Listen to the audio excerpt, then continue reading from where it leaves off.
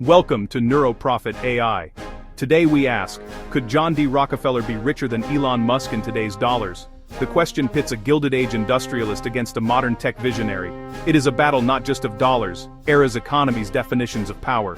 To find the answer, we must journey back in time. We must understand how an empire of oil was built from the ground up, using tactics that were both brilliant and brutal. This is not just a simple calculation, it is a deep dive into the very nature of wealth itself. The thesis of our investigation is this: when measured by his relative share of the national economy, John D. Rockefeller's peak fortune would indeed crush Elon Musk's wealth in today's dollars. We will explore this claim step by step. John Davison Rockefeller was born into a modest family in Richford, New York, in 1839. His life spanned nearly a century until his death in 1937. He witnessed America's leap from rural farms to industrial power. Rockefeller wasn't an inventor or a wildcatter. He was a bookkeeper, a meticulous planner, a strategic genius. His mind ran on numbers, efficiency, relentless cost-cutting. As an assistant bookkeeper, he saved every penny, a habit that defined him. He entered oil at refinement, not discovery. In 1863, he invested in a small refinery in Cleveland, Ohio, positioned between the oil fields of Pennsylvania and the major markets of the East Coast. He realized the money was in controlled refining, not chaotic drilling. Kerosene was the high-tech fuel, replacing whale oil, lighting homes across the nation and the world. Rockefeller aimed to control the entire process. In 1870, he co-founded Standard Oil Company of Ohio. Rockefeller's path to wealth was not a single act but a series of calculated, interlocking steps designed to achieve total market control. The first step was an obsessive focus on refining efficiency. While competitors ran refineries with little regard for waste, Rockefeller's plants were models of industrial precision. He wanted to know every penny of his costs. He hired chemists to find uses for byproducts others threw away: gasoline, paraffin wax, petroleum jelly. This made new profit streams and kept costs low. This relentless drive to be the lowest cost producer gave him his first crucial advantage. The second step was achieving massive scale. Bigger was not just better, it was cheaper. He reinvested profits to expand refineries, building the largest, most advanced facilities. Operating at massive scale let him spread fixed costs over huge kerosene volumes, dramatically lowering the cost per gallon. That let him undercut competitors while keeping margins. Smaller refiners couldn't compete, and often sold out or went bankrupt. The third step was secret deals with the railroads. Railroads were the arteries of commerce. Transport costs mattered. He used shipment volume as leverage to secure secret rebates. He got discounts on his shipments and negotiated drawbacks, where railroads paid him a portion of fees charged to competitors. That tactic lowered his costs and raised rivals' costs. Efficiency scale. Preferential transport deals created a reinforcing feedback loop. Lower costs. Drive rivals out. Acquire refineries. Grow scale, negotiate even better deals. The Cleveland Massacre, 1872. Standard Oil bought 22 of 26 local competitors in weeks. It demonstrated Rockefeller's core strategy: overwhelming economic force to consolidate the industry under his control. Rockefeller's strategy extended far beyond just refining oil. His fourth major step was pioneering the concept of vertical integration on an unprecedented scale. He realized that to fully control his costs, he needed to own every part of the production and distribution chain. He did not want to be dependent on any other company for his success. Standard Oil began buying its own forest for timber, to make barrels its own wagons and horses for local delivery, its own warehouses for storage across the country. For example, by manufacturing his own barrels, he cut the cost from over $2.50 per barrel to under $1. He built his own fleets of tank cars to transport oil by rail. Most importantly, he invested heavily in pipelines. Pipelines transported crude directly from wells to refineries, bypassing the railroads entirely. This slashed transportation costs and broke the railroad's power over the industry. The fifth step was a relentless campaign of reinvestment and financial discipline. Rockefeller was famously frugal in his personal life, and he ran his company with the same thrift. Every dollar of profit went back into the business to fuel growth and acquisitions. He maintained a massive cash reserve, which let him weather downturns and buy struggling competitors at bargain prices. This financial strength made Standard Oil seem invincible. The approach was backed by a sophisticated management and accounting system. He kept a close watch from his New York office. He employed trusted lieutenants: Henry Flagler, Henry H. Rogers. They were masters of finance and negotiation. Together they created a corporate machine that was more efficient, more integrated, more financially powerful than any business the world had ever seen. The goal was simple: complete and total domination of the oil market. To finalize his control, Rockefeller needed a legal structure to manage his vast and growing collection of companies. His sixth step was the ingenious and controversial use of the trust. In 1882, he and his partners created the Standard Oil Trust. This was a new kind of corporate entity. Stockholders of dozens of formerly independent companies across the country turned over their shares to a small board of 9 trustees, with Rockefeller at their head. In exchange, they received trust certificates. This arrangement allowed the 9 trustees to manage all the companies as a single, unified enterprise. The trust was a brilliant legal maneuver that allowed Standard Oil to centralize control and operate as a national monopoly, while technically staying within the bounds of state laws that restricted corporations from owning assets or stock in other states. From their headquarters at 26 Broadway in New York, Rockefeller and his trustees could set prices, allocate production quotas, direct investment for the entire network. This structure eliminated internal competition and allowed them to present a united front against any remaining rivals or political challengers. By the late 1880s, Rockefeller's 7th step, achieving near-total market domination, was complete. The Standard Oil Trust controlled the flow of American oil from the wellhead to the lamp.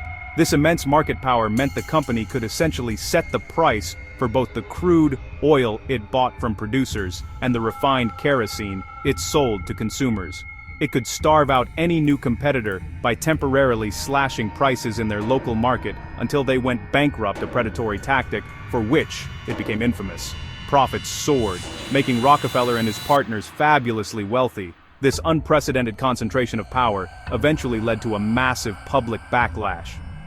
Journalists, politicians. The public began to view Standard Oil as a dangerous octopus whose tentacles were strangling American free enterprise. This led to the passage of the Sherman Antitrust Act in 1890, a federal law designed to prohibit monopolies and conspiracies in restraint of trade. After years of legal battles, the U.S. Supreme Court finally ordered the breakup of the Standard Oil Trust in 1911, ruling that it was an illegal monopoly. But by then, Rockefeller's fortune was already secured. Estimating John D. Rockefeller's peak wealth in today's terms is a complex task, as there is no single perfect method for converting historical fortunes. The most straightforward approach is to adjust for inflation using the Consumer Price Index, which measures the average change in prices paid by urban consumers for a basket of goods and services. Rockefeller's fortune peaked around 1913, with a net worth of approximately $900 million. If we adjust that figure using CPI, it translates to roughly $28 billion in 2025. This is a vast sum, but it is far less than Elon Musk's wealth. However, most economists and historians agree that the CPI method dramatically understates the economic power of Gilded Age fortunes. It only tells you about purchasing power for consumer goods, not the ability to control industries or influence the economy. A more meaningful method is to compare a person's wealth to the total economic output of the nation, or gross domestic product. In 1913, U.S. GDP was approximately $39.1 billion. This means Rockefeller's $900 million fortune was equivalent to about 2.3% of the entire American economy. Applying that same percentage to today's economy paints a very different picture.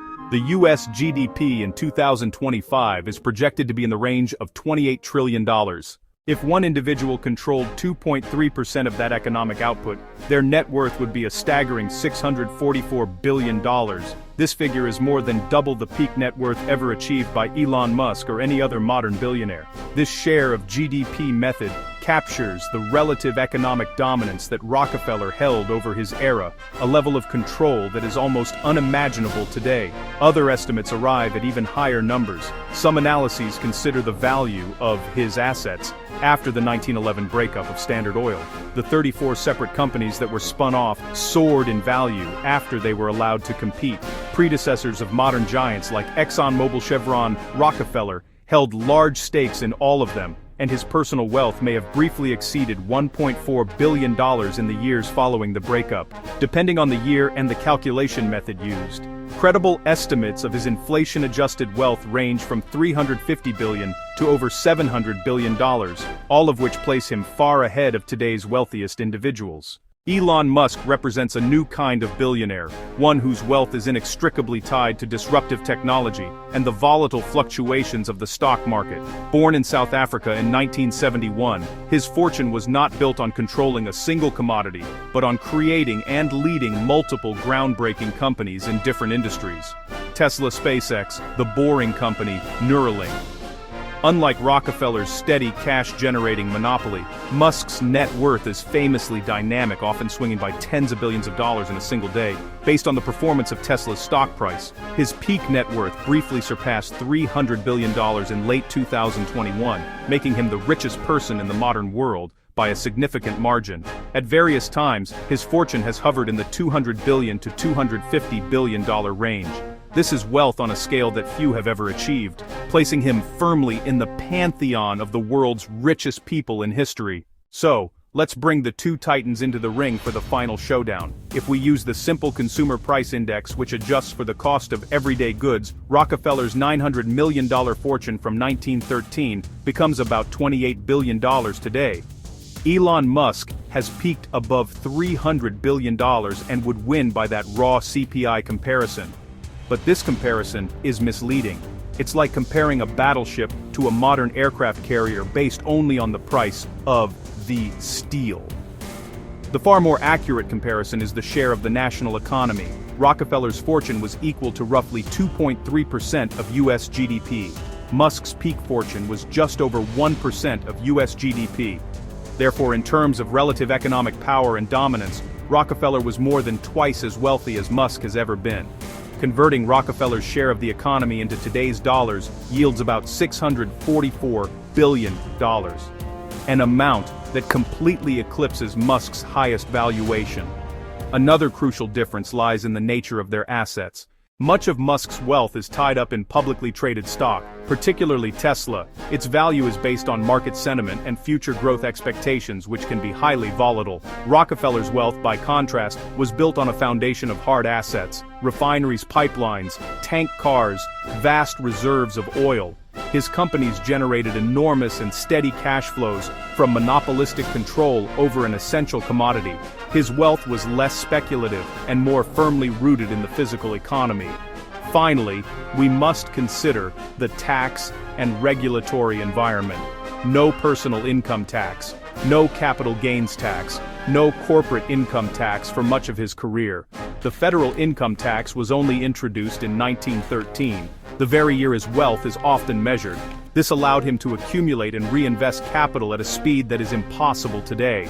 Modern billionaires face significantly higher tax rates on income capital gains. John D. Rockefeller's public image was deeply divided throughout his life and remains so today.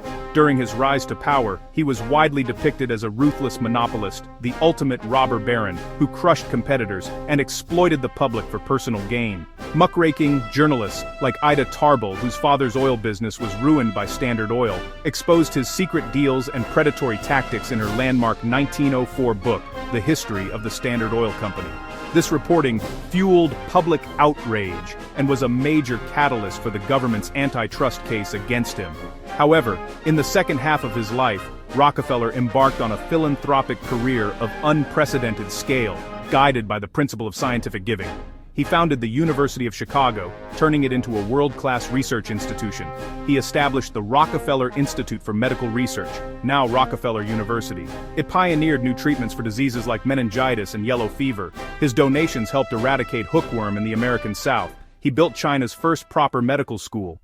This massive philanthropic effort, which totaled more than $500 million by the time of his death, more than half his peak fortune, he transformed himself from the most hated man in America into one of its greatest benefactors. This created a dual identity that persists to this day. Was he a villain who built his fortune through unethical means, or a hero who gave it away for the betterment of humanity? The truth is that he was both, a complex figure who embodied the best and worst of American capitalism. Elon Musk also cultivates a complex public persona, though through very different means. He uses social media, particularly X, formerly Twitter, to communicate directly with the public, bypassing traditional media. He presents himself as a visionary engineer working to solve humanity's greatest challenges, from sustainable energy to making life multi-planetary. Yet he also courts controversy with his unpredictable behavior, public disputes, and polarizing political statements. Like Rockefeller, he is both admired as a genius. After examining the evidence, we can now answer the central question of our inflation truth showdown. Would John D. Rockefeller's wealth surpass Elon Musk's today, if converted to modern dollars? The answer is a definitive yes. While Musk's fortune is staggering by any modern standard, it still doesn't match Rockefeller's relative economic dominance from the Gilded Age. The most meaningful measure, share of national GDP, shows Rockefeller was proportionally wealthier. Rockefeller's victory stems from three key factors. First, he built a near-total monopoly over an essential commodity, in an era with little to no effective regulation. Second, the US economy was much smaller, so his fortune represented a vastly larger piece of the overall economic pie. Third, near absence of income and corporate taxes let his wealth compound at a rate that is mathematically impossible in today's high-tax environment. Elon Musk is undeniably a titan of our time. He has revolutionized multiple industries and sits at the apex of the global rich list. But he operates within legal and competitive checks that didn't exist in Rockefeller's era. Those rules, born from Rockefeller-era excesses, now prevent similar concentrated control. The story is a lesson in capitalism and how unchecked industrial ambition can concentrate national resources in one person's hands.